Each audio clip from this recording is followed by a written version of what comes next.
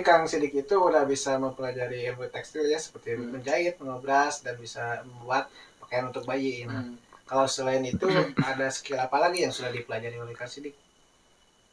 Mungkin kalau lebih dipelajari skill sih nggak ada sih, soalnya kan saya di situ konteksnya kerja menghasilkan uang ya intinya ya. Iya. Terus saya dalam jangka setahun setengah alhamdulillah udah dapat motor satu, waktu motor pertama saya ya waktu itu ya. Motor ya. Motor Jupiter Jet yang kayak buuk itu, yang matanya bolotot dua di depan ini. nah di sini nih pengalamannya, langsung saya singkat ya. Jadi pas saya enak-enaknya kerja, jadi ada bosnya tuh kan dua nih, anaknya sama ibunya. Ada ayahnya ada juga. Nah, si ibunya tuh sering dimarahin sama anaknya itu. Jadi setiap ibunya lagi istirahat, ayo kerja gitu. Nah, kalau buat saya tuh merasa sakit hati sendiri itu ngelihatnya gitu ya. Karena orang tua saya kan waktu itu pernah di Arab gitu ya. Dan semuanya saya hidup nggak ada mama gitu ya waktu itu beberapa tahun. Melihat gitu saya empati gitu ya. Jadi nggak betah lihatnya juga. Akhirnya saya ada eh, agak sakit hati gitu melihatnya sama ibu kenapa gini nggak apa-apa sih, dia juga baik sih, sering ngasih susu dan sebagainya. Waktu itu saya marah karena sering gitu.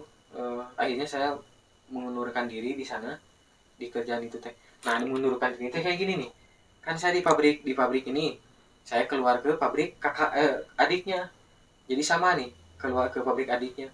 Oh, satu perusahaan gitu atau beda? Jadi ada tiga perusahaan, yang ini gede, Iya. yang kemaklunan, saya kemaklunan ini.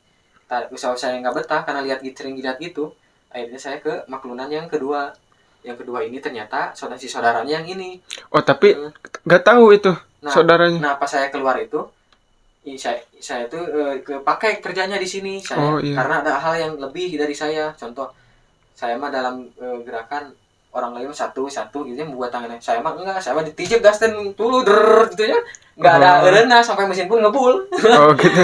Gitu tah. Saking saya jengkelnya, ini lama pembuatan, saya ganjel mesin sama batu.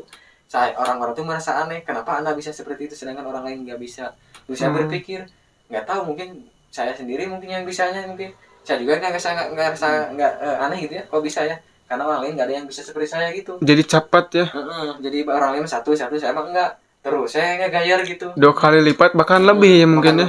Lebih dari hasilnya yang ditunggu oleh atasan gitu. Iya. Sampai setiap potongan saya udah selesai, potongan masih motong, saya udah minta lagi.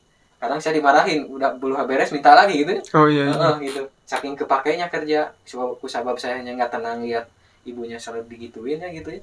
Kayak durhaka, nggak inget apa gini gitu. Saya tuh keluar, nggak beja-beja gitu. Karena gak nyaman keluar ya. Bilangnya sama yang bosnya. Nggak bilang, waktu itu saya nggak terlalu mumpuni ke akhlak gitu ya, karena waktu itu saya belum pesantren waktu pas itu mah.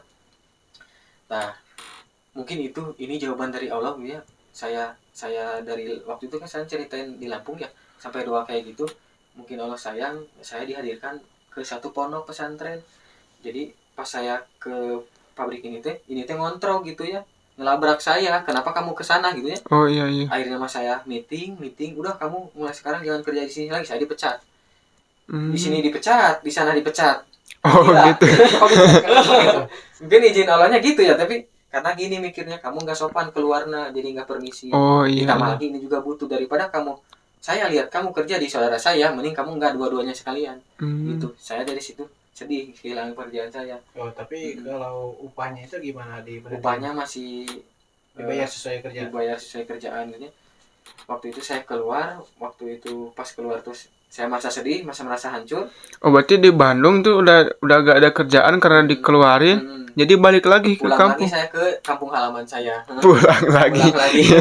Gila ya saya. Iya. Nah, pas pulang lagi itu, nanti saya akan menceritakan lagi kejadian hal saya pergi dari pabrik ini, tapi sebelum saya menceritakan ini, saya ceritakan dulu yang di lembur sini, yang di sini. Oh, pas waktu pulang. Saya itu kan di kerjaan di tempat lain.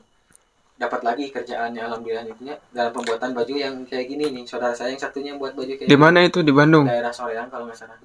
Daerah Soreangan. Itu sempat kerja juga di kampung halaman, cuman sebentar gitu. Nah, pas gitu, seperti itu, saya ada kejadian hal di rumah. Ini masalah hal lain. Cuman saya nggak akan bilang ini apa kejadiannya di keluarga, cuma saya bilang aja gini, di kampung halaman saya mau membunuh orang. Membunuh orang. Lebih gila lagi kok. Benar. Kenapa bisa Saya ingin membunuh orang. Kenapa itu? Kenapa bisa gitu? Karena saya ingin membunuh Hal yang orang. sangat mengerikan ya. Karena orang tersebut saya tahu kenapa orang tua saya sampai pecah belah, ini masalah bola ya. Saya tahu Pecah belah itu maksudnya apa? Berpisah lah gitu. Berpisah. Ya. Saya tahu Aduh. siapa pelaku dan sebagainya. Di situ saya ditimpa lagi masalahnya itu masalah hal ya sepele ya, sepelenya maksudnya masalah makanan. Saya bagiin ke warga, orang tersebut tidak terima dan akhirnya saya marah. Flashback lah saya kepada perlakuan yang membiarkan saya pergi ke Lampung dan sebagainya, masa terjadi gitu ya. Oh jadi ingat ya. Jadi ingat yang di Lampung. Kan saya unek-unek kumpul nih. Iya, iya. Diujinya, diujinya. Iya. Nah, keluar ya diri saya yang sesungguhnya, yang aslinya ke iblis-iblisan gitu ya. Saya merasa seperti itu menyesal ya, tapi nggak dilakuin. Alhamdulillah di sini datangnya penyelamat dari Allah gitu ya. Berkat ikhlas ridho, saya hanya berdoa ikhlas, saya ridho kejadian yang hal terjadi itu.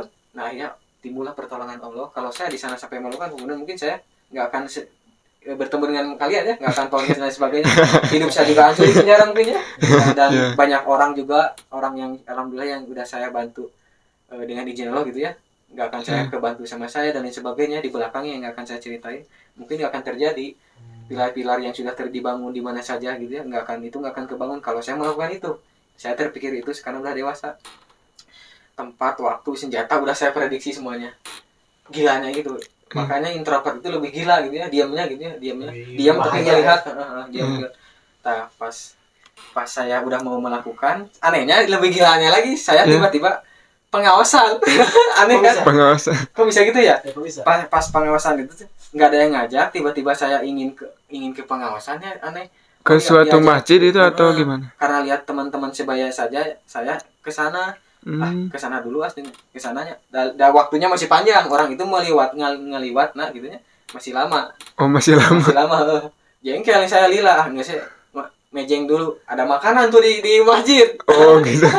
Saya ke sana duduknya saya pinggir gitu. Nah, datanglah suatu ustadz, satu ajengannya sampai saya sekarang ya alhamdulillah merintisnya dari madrasah sampai dari gubuk gitu sampai sekarang udah jadi pondok pesantren yang lebih besar lagi alhamdulillah. Nah, datang nih ustadz nih, salam. Anehnya Pak Ustadz itu bilang gini pas salam, "Dak, ikut ngaji ngawas di sana." Tiba-tiba saya iya gitu aja udah. Oh iya. Gitu pas udah saya dengar ceramah, saya nggak ngerti waktu itu ceramahnya apa karena saya lebih ke fokus ke sana. Anehnya saya lupa mau niat dan kejadian, lupa saya langsung blur, lupa. Langsung pulang saya.